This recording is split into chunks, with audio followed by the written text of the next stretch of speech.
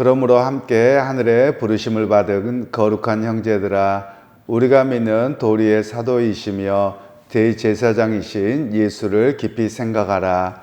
그는 자기를 세우신 이에게 신실하시기를 모세가 하나님의 온 집에서 한 것과 같이 하셨으니, 그는 모세보다 더욱 영광을 받을 만한 것이 마치 집 지은 자가 그 집보다 더욱 존귀함 같으니라. 집마다 지은 이가 있으니 만물을 지으신 이는 하나님이시라. 또한 모세는 장래에 말할 것을 증언하기 위하여 하나님의 온 집에서 종으로서 신실하였고, 그리스도는 하나님의 집을 맡은 아들로서 그와 같이 하셨으니, 우리가 소망의 확신과 자랑을 끝까지 굳게 잡고 있으면 우리는 그의 집이라. 그러므로 성령이 이르신 바와 같이 오늘 너희가 그의 음성을 듣거든 광야에서 시험하던 날에 거역하던 것 같이 너희 마음을 완고하게 하지 말라. 거기서 너희 열조가 나를 시험하여 증험하고 40년 동안 나의 행사를 보았느니라. 그러므로 내가 이 세대에게 노하여 이르기를 그들이 항상 마음이 미혹되어 내 길을 알지 못하는도다 하였고, 내가 노하여 맹세한 바와 같이 그들은 내 안식에 들어오지 못하리라 하였다 하였느니라. 아멘. 오늘 말씀은 모세보다 뛰어난 그리스도라는 제목으로 함께 말씀을 나누겠습니다. 1절에서 6절의 말씀에는 예수 그리스도와 모세를 비교합니다. 그러면서 이 모세보다도 그리스도가 훨씬 뛰어난 분이다, 이런 말씀을 전하고 있는데요. 그러면 히브리서 기자가 왜 모세와 그리스도를 비교하는지에 대한 이유를 우리는 알아야지만 이 본문의 의도를 잘 알 수 있습니다. 이스라엘 백성들에게 모세가 누구였느냐에 대한 이해를 잘 할 필요가 있지요. 이스라엘 백성들에게 있어서 모세는 위대한 지도자였습니다. 그런데 그냥 위대한 지도자로 그치는 것이 아니라 그들을 출애굽시키게 했던 리더였고요. 그리고 그가 홍해바다를 마주했을 때 그가 하나님의 말씀을 따라서 그가 지팡이를 들고 쳤을 때 홍해바다가 갈라졌습니다. 그리고 물이 먹고 싶을 때 바위를 쳤을 때 물이 나왔습니다. 그리고 그들에게 만나와 메추라기를 하나님이 공급하셨지만 모세를 통해서 하셨습니다. 그리고 그들이 걸어가는 과정들마다 문제가 있을 때 그들이 모세에게 나오며 모세는 재판관으로서의 역할을 했습니다. 그리고 그는 시내산에 올라가서 하나님을 직접 대면하였고 하나님의 말씀을 들었습니다. 그리고 그것을 기록으로 남겼고 또 하나님 주신 십계명을 그들에게 남겨주었습니다. 그러니까 인간으로서 보기에는 너무나도 위대한 사람이었던 것이죠. 거의 신적인 존재였다라고 말할 정도로 이스라엘 백성들에게는 모세 그러면 껍벅 죽는 그런 상황이었다라고 말할 수 있습니다. 그런 면에서 오늘 역사상 위대한 지도자는 모세와 같은 자가 없습니다. 그런데도 불구하고 오늘 히브리서 기자는 모세와 그리스도를 비교할 때 모세보다 더 뛰어난 분이다. 모세는 그가 하나님의 종으로서 일했던 사람이고 그는 그리스도는 하나님이시다라는 이야기를 하면서 비교를 하고 있는 내용들입니다. 그러면서 그리스도는 모세보다 더욱 영광을 받아야만 하는데 그 이유가 무엇이냐? 집 지은 자가 위대하냐 아니면 그 집이 위대하냐, 이렇게 이야기를 합니다. 그러면서 모세는 집일 뿐이지 그를 지으신 자는 바로 하나님이요 그리스도이시다라는 것을 이야기를 하고 있습니다. 그리고 모세는 하나님의 집에서 종으로 일을 하였는데 그리스도는 하나님의 집에서 아들이다, 이렇게 이야기를 합니다. 그가 아무리 위대하다 할지라도 그는 종일 뿐이지 그가 창조주이거나 그가 하나님의 집에서의 아들인 것은 아니다, 이렇게 이야기를 하고 있죠. 그러면서 모세는 하나님의 집에서 온 종으로 신실하였지만 그리스도는 하나님의 집을 맡은 아들이다, 이렇게 다시 한번 강조를 합니다. 그러면서 그리스도와 모세를 비교하는 것은 범접하다라고 이야기를 하고 있습니다. 그러므로 우리가 소망과 확신을 끝까지 잡고 견디어야 된다라고 말씀을 합니다. 이렇게 이야기했던 배경은 앞에도 잠깐 말씀드렸지만 이스라엘 백성들에게 모세의 위대함이 있죠. 그런데 이 히브리서 기자가 지금 사역하고 있는 상황에서는 AD 64년에서 67년경으로 봅니다. 그러면 이때는 핍박이 굉장히 심할 때입니다. 그래서 이 핍박이 심하던 시기에 유대인 그리스도인들이 야, 우리가 믿는 게 좀 잘못됐나? 또 우리의 신앙의 근거가 약하네? 라고 하면서 회귀 가능성이 높았습니다. 그런 가운데서 히브리서 기자는 그리스도와 모세를 어떻게 비교하느냐? 바로 그리스도는 모세보다 훨씬 뛰어난 분일 뿐 아니라 범접할 수 없는 창조주이시다라는 것을 이야기를 하고 있는 내용입니다. 그런 의미에서 오늘 우리가 좀 이렇게 적용하면 어떨까 싶습니다. 물론 일반적으로 목회자들에 대해서는 그렇게 생각하지 않습니다만 이단들이나 또는 대형 교회들에서 목사들을 생각할 때 어떻게 생각하느냐를 한번 볼 필요가 있겠습니다. 사실 우리는 목회자라고 하는 사람들은 모세보다 훨씬 못하지요. 그러나 아무리 교회를 키우고 엄청 성장을 했다고 할지라도 그는 하나님의 지배에서 종으로 사역한 것이지 그가 그리스도이거나 그가 위대한 메시아는 아닙니다.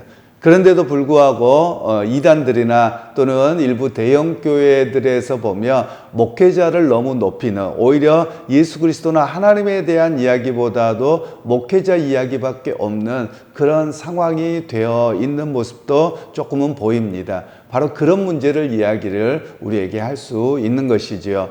또 나라적으로 보더라도 그렇습니다. 우리나라가 기독교 국가는 아닙니다. 그럼에도 불구하고 오늘 우리 그리스도인은 역사관을 어떻게 가질 것이냐를 볼 필요가 있습니다. 우리나라를 구하거나 또는 잘 살게 했던 수많은 리더들이 있습니다. 뭐 대통령이나 그 외에 많은 사람들이 있겠지만 그의 위대함이 있지만 그가 우리를 잘 살게 하거나 우리를 해방시켰다, 이런 이야기를 하는 것은 그리스도인의 역사관으로는 옳지 않습니다. 우리 그리스도인의 역사관은 어떤 것이냐? 하나님께서 그를 사용하셨을 뿐입니다 라는 고백이 우리의 고백이어야 함을 이야기합니다. 그래서 여러분, 우리가 신앙생활하면서 우리의 삶 속에서나 말 속에서 시각이 바뀌셔야 됩니다. 그리스도인의 시각은 철저히 하나님의 역사의 주관자셔서 우리를 인도하시고 동행하시는 분이다라는 그 고백이 우리에게 있어야 함을 말씀합니다. 그래서 오늘 히브리서 기자가 살아가고 있던 그 시대를 보면 그들은 로마가 세계를 지배하고 있었고 핍박이 엄청났을 때였습니다. 그러면 하나님이 역사의 주관자라고 이야기하는 것에 대해서 실제로 경험하는 것은 어떻습니까? 로마가 지배하는 것밖에 없었습니다. 로마의 칼밖에 없었던 것이죠. 그런 가운데서도 히브리서 기자는 우리의 신앙의 눈을 바르게 떠서 역사의 주관자요, 그리고 우리를 구원하신 분이 누구이시냐? 바로 그리스도인 것을 우리가 분명하게 고백하고 그 모든 것들을 묵묵히 감내하고 이겨내야 함을 이야기합니다. 그러면서 히브리서 기자는 소망과 믿음의 확신을 잃어버리지 마라, 끝까지 견디고 승리해야 된다, 이런 이야기로 권면을 하고 있습니다. 그러면서 오늘 또 7절에서 11절 말씀에는 시편 95편을 인용해서 이야기를 합니다. 그러면서 성령께서 이렇게 말씀하셨다라고 이야기를 하면서 말씀하고 있는데요. 8절에서 9절 말씀은 너희가 광야에서 시험하시던 날에 거역하던 것 같이 너희 마음을 완고하게 하지 말라. 거기서 너희 열조가 나를 시험하여 증험하고 40년 동안 나의 행사를 보았느니라. 이스라엘 백성들의 출애굽의 삶에 대한 이야기를 합니다. 모세 이야기에서 백성들의 이야기로 갑니다. 그래서 이스라엘 백성들이 출애굽에서 광야에서 40년 동안 살았는데 그들에 대한 평가를 간단하게 이야기합니다. 그들은 하나님을 시험하고 증험하였을 뿐이지 그들은 끝까지 믿음으로 순종하고 소망 가운데 살아가지 못하였다라고 이야기를 하고 있습니다. 이스라엘 백성들의 광야 40년에 대한 우리의 이해를 가질 필요가 있습니다. 그냥 이스라엘 백성들이나 오늘 우리나 동일하게 넘어질 수 있는 요소들이 많은데요. 이스라엘 백성들은 너무 단순했습니다. 뭐가 단순했냐면 노예에서 해방되면 끝인 줄 알았습니다. 그것이 주님께서는 끝이 아니었거든요. 주님께서는 그들을 노예에서 해방시키실 때 하나님의 나라로 부르셨어요. 히브리서 출애굽기 6장 7절에 나는 너희 하나님 되고 너희는 내 백성이 되리라 라고 하시면서 하나님의 백성으로서의 그들을 부르셨습니다. 그런데 그들은 하나님의 백성이요 하나님의 나라로 살아가야 되는데 그들의 넘어짐의 문제가 무엇이었냐면 눈에 보이는 것이었습니다. 그들이 매번 경험하는 것은 만나와 메추라기였습니다. 그러면 여러분 우리는 어떨 것 같습니까? 만나와 메추라기를 매번 먹으면 아이고 아무것도 일을 안 하고 하나님 주시니까 감사하다 이렇게 살 것 같지만 40년 동안 똑같은 음식을 먹으면서 그들은 불평합니다. 그리고 끊임없이 하나님에 대한 믿음이 아니라 믿음이 없는 그런 불신앙의 모습이 여전히 반복되었습니다. 그래서 그들이 가나안 땅에 들어가지 못했지요. 바로 그 이야기를 하면서 하나님은 그들을 어떤 자로 훈련을 하기를 원하셨냐면 하나님이 구름 기둥과 불 기둥으로 인도하십니다. 필요를 따라 공급하십니다. 그러면 바라보는 것은 하나님이어야 됩니다. 하나님의 인도하심, 하나님께서 동행하신다. 그리고 때를 따라 공급하신다. 그것을 바라보는 그 훈련이 필요했던 것입니다. 그런데 이스라엘 백성들은 무엇을 바라보았느냐면 환경을 바라보았고요. 그리고 눈앞에 보이는 당장 먹고 싶은 것 이것만 바라보고 멈춰버려 있었던 내용입니다. 그래서 그들은 실패의 역사를 경험한 것이죠. 오늘 우리에게도 동일합니다. 우리의 많은 간증들 속에서 하나님이 이렇게 인도하셨습니다라고 하나님을 바라보는 훈련이 우리의 모습이 되어야만 합니다. 우리가 보통 신앙적으로 이야기할 때 이런 이야기를 합니다. 이 땅에서의 삶을 광야의 삶이라고 이야기합니다. 이 광야의 삶에서 무엇을 바라보느냐에 따라서 달라집니다. 즉 눈앞에 보이는 현실을 바라보면 넘어질 것입니다. 그리고 무너질 것입니다. 그러나 그 현실을 바라보는 것이 아니라 현실 위에서 역사하시는 하나님을 바라보는 것이 우리의 믿음이어야 함을 이야기합니다. 이 말씀은 히브리서 기자가 당대의 그리스도인들에게 동일하게 말씀하는 겁니다. 그들이 당장 경험한 것은 생계 문제입니다. 그리고 생존의 문제입니다. 핍박을 당하고 있었거든요. 그런 상황에서 우리도 동일하게 지금 인생의 광야에 혹독한 시기를 걸어가고 있는데 우리가 소망을 갖고 하나님의 인도하심을 바라보고 기대하고 살아가야 되는 것이 우리의 삶의 여정이다라고 말씀하고 있는 내용들입니다. 여러분 오늘 우리의 삶이 마찬가지지요. 여러분의 인생에서 걸어가는 삶이 광야입니다. 어떨 때는 좀 좋은 것 같았다가 어떨 때는 그렇지 못하고 어떨 때는 생계에 문제가 있기도 하고 평안하기도 하고 이런 계속되는 과정입니다. 여러분 평생의 그런 과정일 것입니다. 그런 과정에서 우리가 가져야 될 삶의 모습은 어떤 것이냐? 지금까지 인도하신 하나님이 앞으로도 인도하실 것을 바라보고 의지합니다 라고 해서 하나님을 의지하는 것이 우리의 신앙 고백이어야 함을 이야기를 하고 있습니다. 그러면서 오늘 10절에서 11절 말씀에는 이 세대는 항상 마음이 미혹되어 내 길을 알지 못하는도다. 내가 노하여 맹세한 바와 같이 그들은 내 안식에 들어오지 못하리라 하였다 하였느니라. 즉 이스라엘 백성들에 대한 이야기를 하면서 지금 너희는 어떨 것 같니? 라고 이야기하는 것입니다. 이스라엘 백성들이 출애굽에서 광야에 40년을 지나갑니다. 그런데 그들이 끊임없는 불평의 연속이어서 40세 이상, 그러니까 출애굽 1세대는 가나안 땅에 아무도 못 들어갑니다. 그 이야기를 하면서 내 안식에 들어오지 못할 것이다. 이렇게 이야기를 합니다.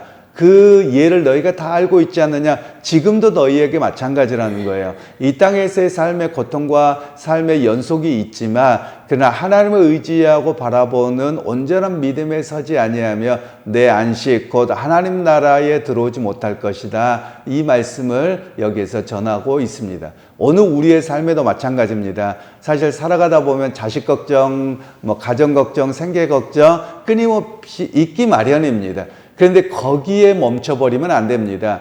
걱정이 있을 때 어떻게 해야 됩니까? 우리의 모습은 걱정과 염려와 불안감으로 살 것이 아니라 하나님 이런 문제가 있는데 내가 하나님을 바라봅니다. 하나님 인도하실 것을 믿고 나아갑니다. 이런 고백이 우리의 고백이어야 함을 말씀하고 있는 것이죠.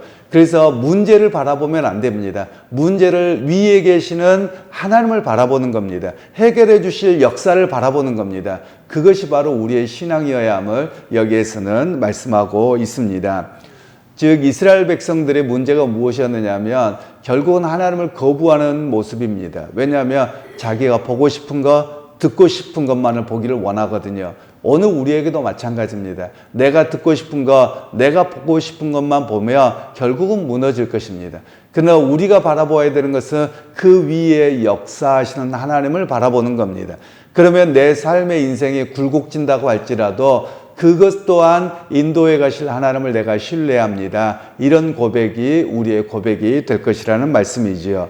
특별히 우리가 살아가는 시대는 권위 부정의 시대를 살아갑니다. 자기 만족의 시대, 눈앞에 보이는 것, 나 좋은 것만 바라보는 시대에 살아가고 있습니다. 여러분, 이런 시대를 분별하지 아니하면 안 됩니다. 결국은 이렇게 살아가다 보면 다 멸망할 것입니다. 다 하나님의 안식에 들어가지 못할 것입니다. 그러기에 다시 한번 우리의 신앙을 되돌아보면서 하나님, 차라리 핍박의 시대 때는 순수한 신앙이 남습니다.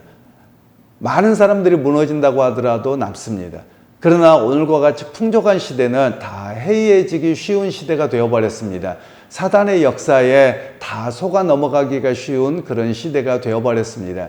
그런 가운데 다시 한번 내 인생의 광야길을 마치는 그날 내가 하나님을 손을 붙잡고 나가기 원합니다. 하나님의 인도하심을 끝까지 의지하는 신앙으로 서기를 원합니다. 그런 고백이 우리의 고백이 되기를 소원합니다. 오늘 여러분에게 주어진 인생도 광야 인생입니다. 이 광야 인생에서 우리의 입술로 염려와 걱정으로 그치는 것이 아니라 하나님, 지금까지 인도하신 하나님, 어제까지도 살게 하셨고 인도하셨던 그 하나님 내가 의지합니다. 바라봅니다. 이런 고백이 우리의 고백이 되기를 원합니다. 그래서 끝까지 믿음의 승리자들이 다 되는 그런 저와 여러분이 되시기를 주님의 이름으로 축원합니다.